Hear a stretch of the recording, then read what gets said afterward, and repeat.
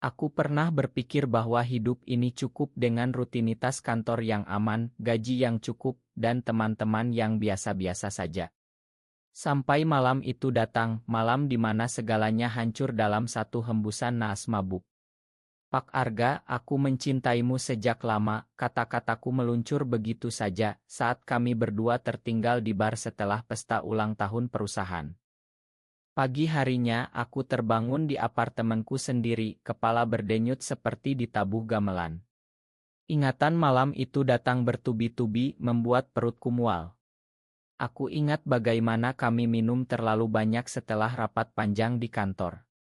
Pak Arga, bosku yang selalu dingin seperti es batu di tengah panas Jakarta, ikut tertawa lepas untuk pertama kalinya. Matanya yang biasanya tajam, malam itu lembut saat menatapku. Atau itu hanya khayalanku? Aku adalah Rea, 28 tahun, karyawan biasa di perusahaan advertising di Sudirman. Sudah 3 tahun bekerja di bawah Pak Arga Wijaya, pria 35 tahun yang terkenal tegas dan tak banyak bicara. Dia selalu memakai kemeja putih rapi, dasi hitam, dan wajah yang tak pernah tersenyum pada siapapun. Rumor bilang dia single fokus karier, tak punya waktu untuk cinta. Tapi bagiku, dia lebih dari bos. Sejak hari pertama interview, tatapannya membuat hatiku bergetar.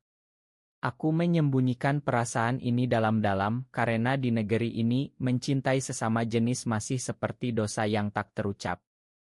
Malam itu, setelah minum whisky terlalu banyak, kami naik taksi bersama karena hujan deras. Di bar kecil dekat kantor, kami melanjutkan obrolan.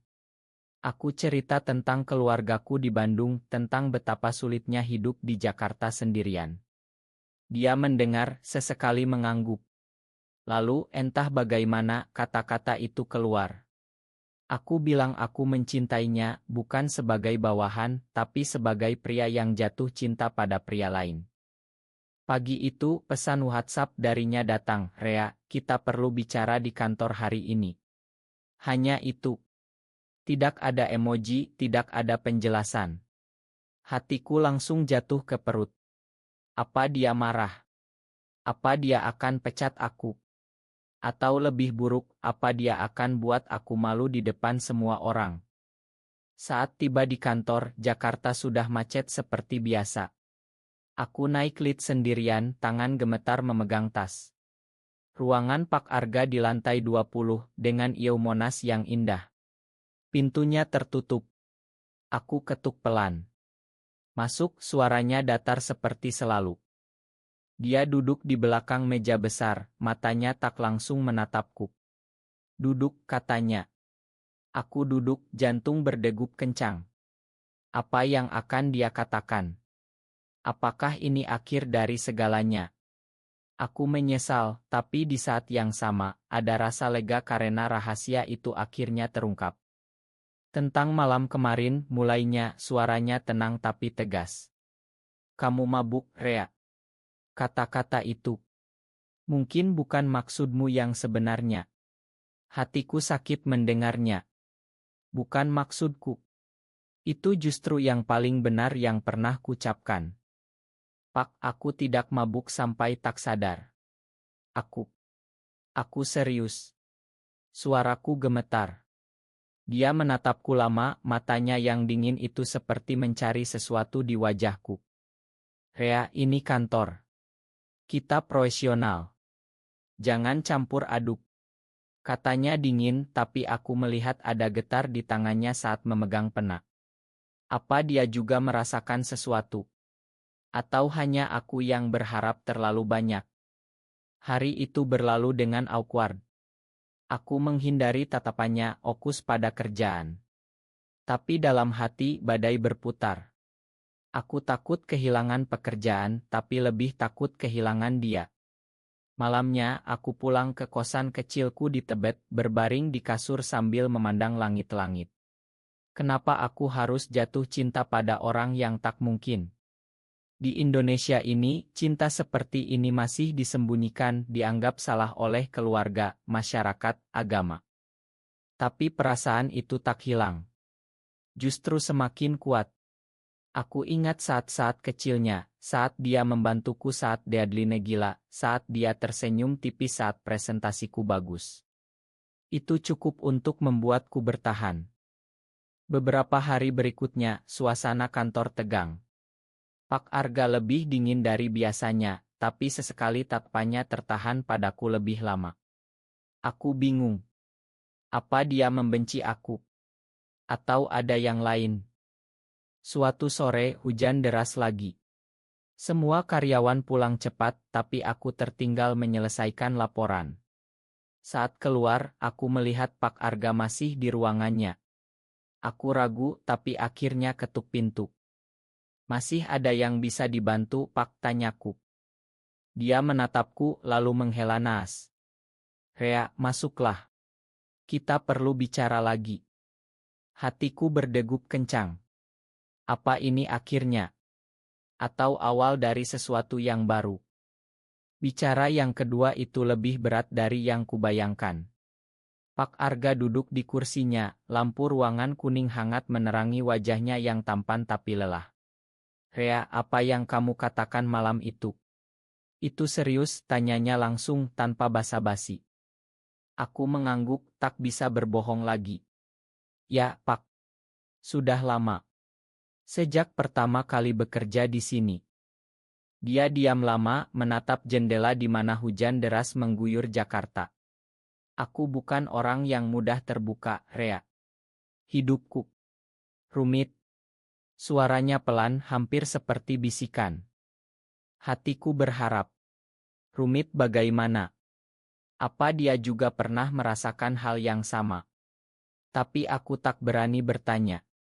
Aku hanya duduk diam, menunggu. Aku pernah punya seseorang, katanya tiba-tiba. Dulu saat kuliah di Bandung.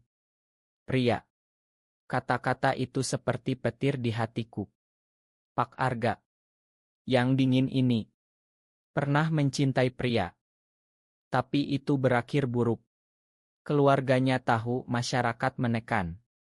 Dia pergi ke luar negeri, menikah dengan wanita.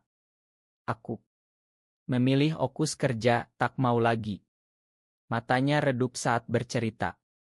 Aku ingin memeluknya, tapi tak berani. Jadi Rea, aku paham perasaanmu. Tapi ini berbahaya. Di sini, di Indonesia, kita tak bisa bebas. Katanya dengan nada pahit. Aku mengerti. Aku juga takut. Keluargaku di kampung pasti akan marah besar jika tahu.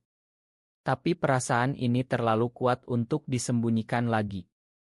Sejak bicara itu, hubungan kami berubah. Tak lagi dingin total.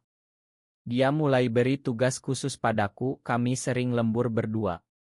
Obrolan kecil mulai ada, tentang makanan kesukaan, tentang ilmu, tentang mimpi. Aku merasa dia mulai membuka diri. Tapi ada rasa takut yang menggerogoti. Apa jika ini berkembang, apa kami bisa bertahan? Jakarta besar, tapi masyarakatnya masih sempit untuk cinta seperti kami. Suatu malam, setelah presentasi sukses untuk klien besar, Pak Arga ajak aku makan malam. Sebagai reward, katanya, kami ke restoran sate di Senopati. Di sana, di bawah lampu kuning, dia tersenyum lepas. Kamu hebat hari ini, Rea. Hatiku meleleh.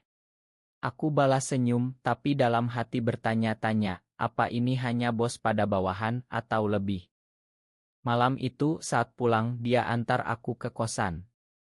Di mobil, diam-diaman. Lalu dia bilang, Rea, aku tak janji apa-apa. Tapi, aku tak benci apa yang kamu rasakan. Itu cukup untuk membuatku bahagia berhari-hari. Tapi konflik mulai muncul. Ada rekan kerja, Mas Dika, yang curiga. Dia sering lihat kami berdua lembur. Lo sama Pak Arga deket banget ya akhir-akhir ini, katanya sambil nyengir jail. Aku pura-pura biasa, tapi dalam hati takut. Gosip kantor bisa berbahaya. Lalu datang masalah besar. Ada proyek baru, klien dari perusahaan besar. Pak Arga tunjuk aku sebagai leader tim. Tapi ada yang protes, bilang aku terlalu muda. Pak Arga bela aku tegas, membuat orang lain semakin curiga. Dalam hati aku bahagia dia bela aku, tapi juga takut. Apa jika ini terus, rahasia kami terbongkar? Malam-malamku penuh mimpi tentang dia. Aku bayangkan kami bersama, jalan di Ancol saat sunset, tanpa takut dilihat orang. Tapi realita pahit, kami harus sembunyi. Suatu hari, Pak Arga sakit. Demam tinggi. Aku yang paling khawatir. Aku datang ke apartemennya di Kuningan bawa obat dan bubur. Dia buka pintu, wajah pucat tapi senang lihat aku. "Rea, kamu tak perlu," katanya lemah. "Tapi aku mau, Pak. Aku rawat dia seharian." Saat dia tidur, aku duduk di samping, memandang wajahnya. Hatiku penuh cinta yang dalam, tapi juga duka. Kenapa cinta ini harus begini sulit? Saat dia bangun, matanya lembut. "Terima kasih, Rea. Kamu baik sekali." Saat itu aku hampir bilang lagi bahwa aku mencintainya. Tapi ku tahan. Takut merusak momen indah ini. Tapi badai semakin dekat. Aku tahu, cepat atau lambat, kami harus hadapi kenyataan. Hari-hari berikutnya terasa seperti mimpi yang rapuh.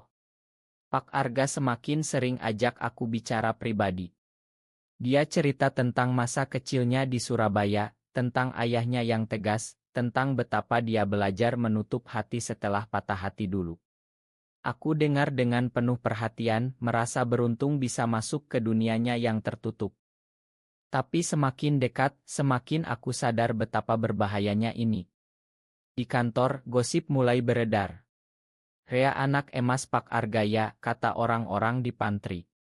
Aku pura-pura tak dengar, tapi hati sakit. Lalu datang pengkhianatan pertama.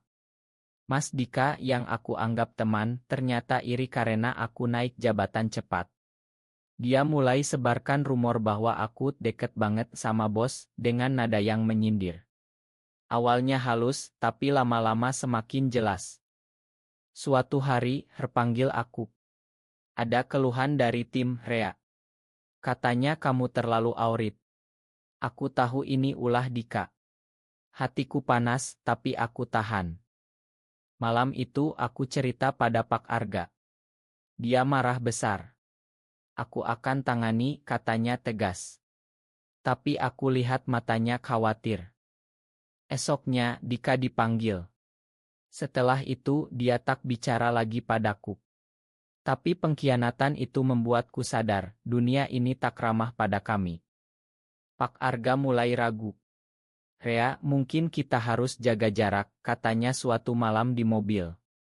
Hatiku hancur. "Kenapa, Pak?" "Karena gosip." "Bukan hanya itu.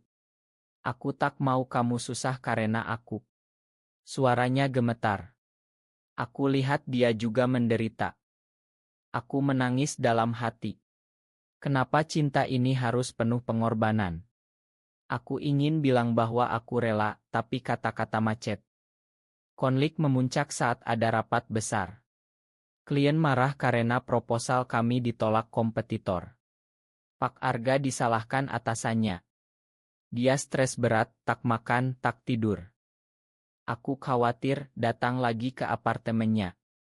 Kali ini dia buka hati sepenuhnya. "Rea, aku takut." Aku mulai merasakan lagi apa yang dulu. Tapi aku takut kehilangan segalanya. Aku pegang tangannya pelan. "Aku juga takut, Pak. Tapi aku lebih takut hidup tanpa tahu apa rasanya dicintai balik." Dia tatap aku lama. Lalu untuk pertama kalinya dia balas genggam tanganku. Hangat.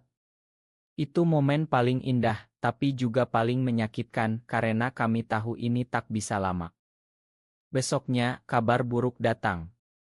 Atasan Pak Arga tahu rumor. Dia dipanggil, diperingatkan. "Jaga profesionalisme, Arga." Dia cerita padaku dengan wajah pucat. Mungkin aku harus mutasi ke cabang Surabaya. Hatiku seperti diremas. Pisah. Tak mungkin. Aku menangis diam-diam malam itu. Dalam hati bertanya pada Tuhan, kenapa cinta sejati harus begini sulit? Di negeri yang katanya toleran, tapi untuk kami, tak ada tempat. Tapi aku tak menyerah. Aku putuskan untuk lawan. Besok aku akan bicara pada Pak Arga. Kami harus hadapi bersama. Keputusan mutasi itu seperti bom waktu. Pak Arga semakin dingin lagi menghindari aku di kantor. Tapi aku tahu itu karena dia melindungi kami berdua. Hatiku perih setiap lihat dia lewat tanpa senyum. Aku tak tahan. Suatu malam aku datang ke apartemennya tanpa diundang. Hujan deras lagi seperti malam pengakuan pertama. Dia buka pintu terkejut. "Rea, pulanglah. Bahaya." Aku tak peduli, Pak. Kita harus bicara. Aku masuk, basah kuyup. Kami duduk di ruang tamu yang minimalis. Dia buatkan teh hangat. Diam lama. Aku tak mau pisah, Pak, kataku akhirnya, suara bergetar. Aku cinta kamu. Bukan hanya suka, tapi cinta yang dalam. Dia tatap aku, matanya berkaca. "Rea, aku juga. Sejak kamu rawat aku saat sakit, aku sadar.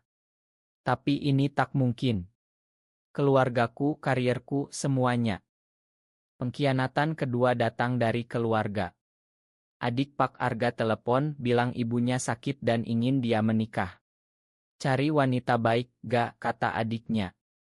Dia cerita padaku dengan suara pilu. Aku tak bisa mengecewakan mereka lagi. Aku mengerti. Di budaya kita, keluarga nomor satu. Tapi hatiku menjerit, kenapa kami harus pilih antara cinta dan keluarga? Konflik semakin dalam. Di kantor, Dika semakin gencar sebarkan rumor. Kali ini sampai ke atasan. Pak Arga dipaksa pilih mutasi atau resign. Dia pilih mutasi. Untuk kebaikan kita, katanya. Aku marah, menangis. Kebaikan. Ini pengecut, Pak. Kata-kata itu menyakitkan dia. Dia diam, lalu bilang, mungkin ya. Aku penakut. Malam sebelum keberangkatan ke Surabaya, aku datang lagi. Kali ini kami bicara sampai pagi. Dia cerita semua, masa lalu, ketakutan, tapi juga perasaannya padaku. Aku cinta kamu, Rea. Tapi aku tak cukup kuat. Aku peluk dia untuk pertama dan terakhir kali. Hangat tubuhnya, aroma parumnya, aku simpan dalam hati. Pagi itu aku antar dia ke bandara. Di gate dia tatap aku lama. Makan aku. Aku angguk, air mata jatuh. Aku akan tunggu, Pak. Kapanpun kamu siap. Dia pergi. Hatiku kosong. Setelah Pak Arga pergi, hidupku seperti mati suri. Kantor terasa hampa tanpa dia. Aku kerja mekanis, senyum palsu pada rekan. Dika menang, dia naik jabatan. Tapi aku tak peduli. Malam-malamku penuh penyesalan. Kenapa aku ungkapkan perasaan itu? Mungkin jika diam, kami masih bersama sebagai bos bawahan. Tapi dalam duka aku sadar, pengakuan itu membebaskanku. Aku tak lagi sembunyi dari diri sendiri. Beberapa bulan berlalu. Aku dapat promosi ke posisi baru, tapi hati tetap pada dia. Kami chat sesekali, normal. Semoga sukses di sana, tulisnya. Lalu datang kabar, ibunya sakit parah. Dia pulang ke Jakarta. Aku tahu dari teman. Hatiku bergetar. Apa aku cari dia? Aku ragu. Takut ditolak lagi. Tapi cinta ini terlalu kuat. Aku hubungi dia. Pak, aku dengar ibu sakit. Boleh ku jenguk? Dia setuju. Di rumah sakit, aku lihat dia lelah di samping ibunya. Setelah jenguk, kami ngobrol di koridor. Rea, aku rindu Jakarta. Dan kamu? Kata itu seperti obat. Aku tatap dia. Aku juga, Pak. Tapi realita kembali, ibunya ingin dia menikah. Dia dijodohkan dengan anak teman keluarga. Hatiku hancur lagi. Pengkhianatan terasa dari hidup itu sendiri. Aku menjauh. Tak balas chatnya lagi.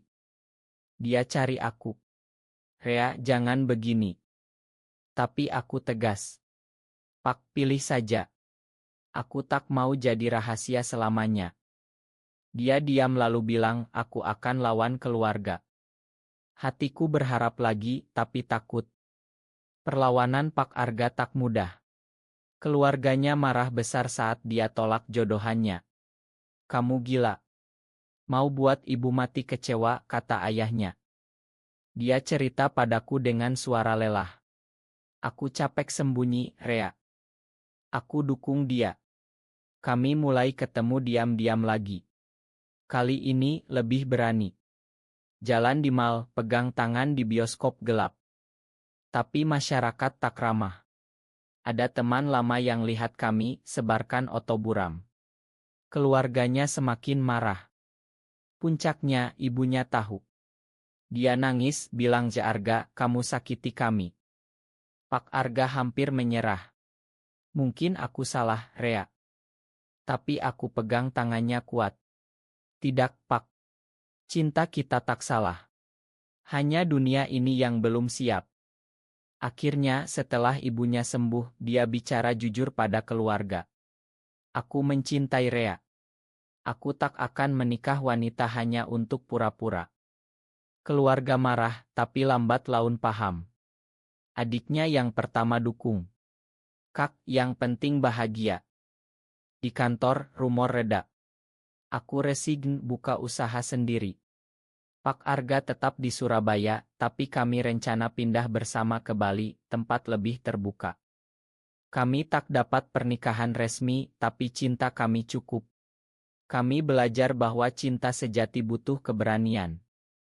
Di pantai Kuta saat sunset, dia bilang, Rea, terima kasih tak menyerah padaku. Aku balas, terima kasih telah kembali. Hidup tak sempurna, tapi kami bahagia. Di negeri ini, kami jadi bagian kecil dari perubahan. Cinta menang meski pelan.